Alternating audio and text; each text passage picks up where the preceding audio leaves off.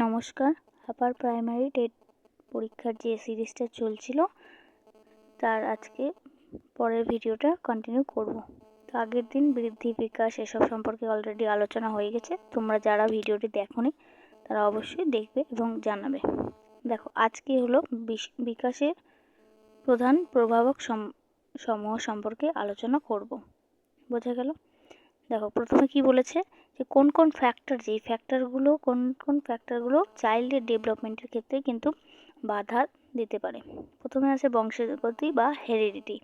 Heredity বলতে বোঝা যাচ্ছে, দেখো এটা একটা ডিএনএ স্ট্রাকচার। তো হেরিডিটি মানে কি, আমরা যে কোনো শিশু যদি তার বাবার মতো অনেকটা বা তার দাদুর মতো এভাবে যে পরিবর্তনগুলো আমরা দেখতে পাই, মানে গায়ের রং বা চোখের মনি, অনেকের উচ্চতা বা চুল কালার, যেটা এইসব জিনিসগুলো যে তারা হলো পেয়ে থাকে তাদের বাবার থেকে, এইভাবে বাবা থেকে দাদু, তারপরে মানে দাদু থেকে বাবা, তারপরে সেটা নাতি পর্যন্ত চলে আসে। তো এই যে বংশগতিটা, যেটা মানে জিনটা ট্রান্সফার হচ্ছে, এই যে এই বৈশিষ্ট্যগুলো যে আমরা দেখতে পাচ্ছি, অনেক ক্ষেত্রে মেজাজ বা অ্যাটিটিউড বলিও না, অনেকের অ্যাটিটিউড একদম বাবার মতো বা অ্যাটিটিউডটা একবারে দাদুর মতো বা ঠাকুমার মতো বা মায়ের মতো, তো এরকম। বা অনেক সময় ভয়েসটা যেরকম, যেমন আমার ভয়েসটাই আমার মায়ের মতো অনেকে শোনায়। অনেকেই ফোনে আমাদের চিনতে পারে না, যে বলে যে এটা আমি বলছি না, আমার মা কথা বলছে। তো এই যে এই ভয়েস বা অন্যান্য যেই এই গায়ের রং, চোখের মনি পাওয়া যায়, এইগুলো যে দেখা যায়, এগুলো কি একটা বংশগতি বা হেরিডিটি পার্ট। এই জিনটা কিন্তু ট্রান্সফার হওয়ার পরে কিন্তু এটা ধীরে ধীরে ধীরে ধীরে প্রত্যেকের ক্ষেত্রে, প্রত্যেকটা জীবের ক্ষেত্রে কিন্তু এই জিনটা কিন্তু ট্রান্সফার হচ্ছে। বোঝা গেল? তাহলে এইটা কিন্তু ফ্যাক্টর মানে এফেক্ট করছে এই চাইল্ডের ডেভেলপমেন্টের উপর, যে কে কীরকম হবে। বোঝা গেল? নেক্সট দেখো। আচ্ছা, এবার হেরিডিটি যেমন প্রভাব ফেলছে, তার সাথে সাথে কিন্তু এনভায়রনমেন্টও প্রভাব ফেলছে। আগের দিন বলেছিলাম একটা ভিডিওতে যে ডেভেলপমেন্ট সমান সমান কিন্তু হেরিডিটি ইনটু এনভায়রনমেন্ট, অর্থাৎ যতটা বংশগতি প্রভাব পড়বে ততটা কিন্তু এনভায়রনমেন্টের প্রভাবও পড়বে। এই দুটো প্রভাব যদি ঠিকঠাক পড়ে তবেই কিন্তু ডেভেলপমেন্টটা সঠিক হবে। তো ওই জন্য এনভায়রনমেন্ট বা পরিবেশটাও কিন্তু আমাদের জন্য গুরুত্বপূর্ণ। জন্মের পর শিশু যে পরিবেশে বড় হয় তার প্রভাব অপরিসীম। আর বাবা মা সম্পর্ক জানোই, যে পরিবেশ, বাবা মা যদি ভালো পরিবেশ দেয় একটা শিশুর ক্ষেত্রে, সে কিন্তু হাসি খুশি থাকবে, অটোমেটিক্যালি তার ডেভেলপটা কিন্তু পজিটিভলি হবে। এবার অনেক ক্ষেত্রে অনেক বাচ্চারা সেই সুযোগটা পায় না, অনেকে অনাথ আশ্রমে বড় হয়, অনেকটা পরিবেশে ডিপ্রেশনের মধ্যে দিয়ে যায়, অনেক বাচ্চার চাইল্ডহুডটা কিন্তু ভালো হয় না। তো এই যে এনভায়রনমেন্টটা, সে যদি ভালো এনভায়রনমেন্ট না পায়, তার ক্ষেত্রে কিন্তু তার প্রভাবটা কিন্তু পরবর্তীকালেও কিন্তু এভাবে চলতে থাকে। তাহলে এইভাবে যদি পরিবেশটা যদি থাকে, ভালো পরিবেশ, তাহলে কিন্তু তার ডেভেলপমেন্টটা পজিটিভ হয়। আর অনেক ক্ষেত্রে কোনো যদি এমন কিছু ঘটনা হয়ে যায়, সেগুলো কিন্তু পরবর্তীকালেও প্রভাব থেকে যায়। তো ওই জন্য বিকাশের ক্ষেত্রে বা ডেভেলপমেন্টের ক্ষেত্রে কিন্তু পরিবেশে একটা ইম্পর্ট্যান্ট রোল প্লে করছে।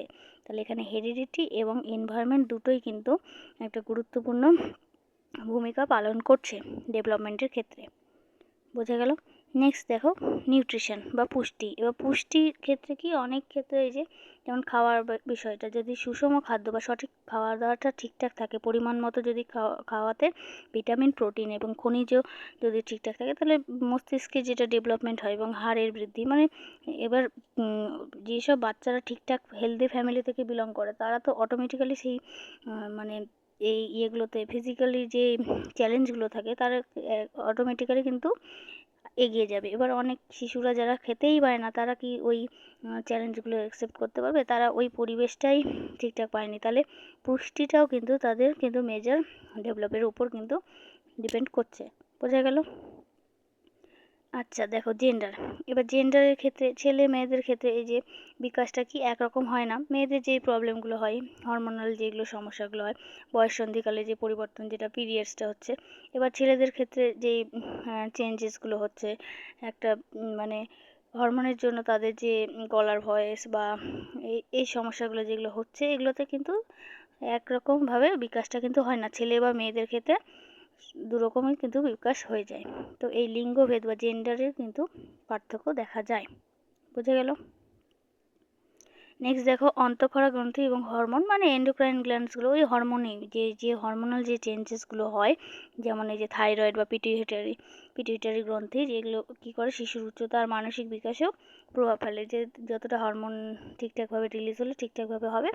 আর অনেক ক্ষেত্রে ওই হরমোনাল ব্যালেন্সটা ঠিকঠাক যদি না হয়, তাহলে কিন্তু এই ব্রেনের উপর কিন্তু প্রভাব পড়ে। বোঝা গেল? আচ্ছা, আর একটা প্রভাব হলো মেন, দেখো আর্থসামাজিক অবস্থা বা সোশিও ইকোনমিক স্ট্যাটাস। এবার এটা কিন্তু আমরা সবাই জানি। সব থেকে এই যে ইনইকুয়ালিটিটা আমাদের সমাজে কিন্তু সব রকমের মানুষ থাকে। তো এই যে সোশিও, এবার প্রত্যেকটা বাচ্চা যদি একটা স্কুলে একই রকম স্ট্যাটাস কিন্তু সবার থাকে না। একজনের এরকম কিছুটা হয়তো মানে একদম পুয়ার ফ্যামিলি থেকে বিলং করছে, এবার কিছুটা মিডল ক্লাস, এই করতে আবার কিছুটা রিচ, এইভাবে যে মানে সামাজিক যেটা সোশিও ইকোনমিক স্ট্যাটাস যেটা, সেটা কিন্তু এক একজনের এক এক হয়।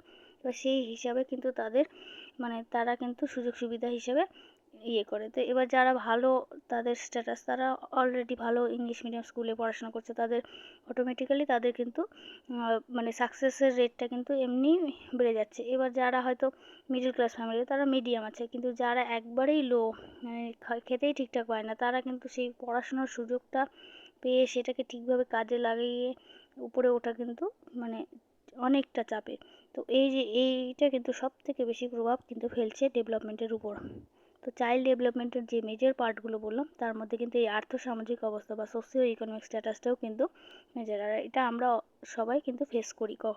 তো এটা মেনলি, তাহলে কি বললাম, হেরিডিটির কথা বললাম, মানে বংশগতি, তারপরে এনভায়রনমেন্ট বললাম, তারপরে নিউট্রিশন বললাম, আর এই যে সোশিও ইকোনমিক স্ট্যাটাস, এগুলো হলো মেন। বোঝা গেল? আশা করি আজকে ভিডিওটি সবাই বুঝতে পেরেছ। তো নেক্সট ভিডিওতে বাকি বিষয়গুলো আলোচনা করব। ধন্যবাদ।